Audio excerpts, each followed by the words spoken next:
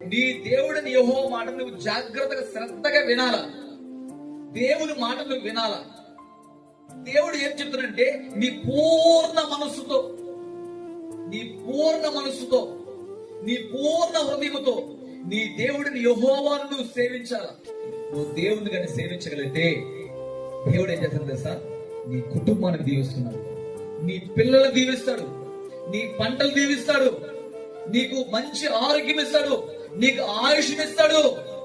నిన్ను యుగ యుగములు ఆయన నుండి స్థలంలో నిన్ను కూర్చొని పెట్టుకుంటాడు. ఆయన ఆ రాజులకు రాజు, పరలోకపు రాజు, ఆ సింహాసనం ఎదుట నిన్ను ఆయన కూర్చొని పెట్టుకుంటాడు. నేను ప్రకటించి యేసు వైపు నీ హృదయం తిప్పితే, నేను ప్రకటించి యేసు మాటను విని ఆలకిస్తే ఆయన సింహాసనం ఎదుట నీకు స్థానం దొరుకుతుంది. అది ఉండే స్థలంలో ఆయన దిగి వస్తాడు నీకోసం.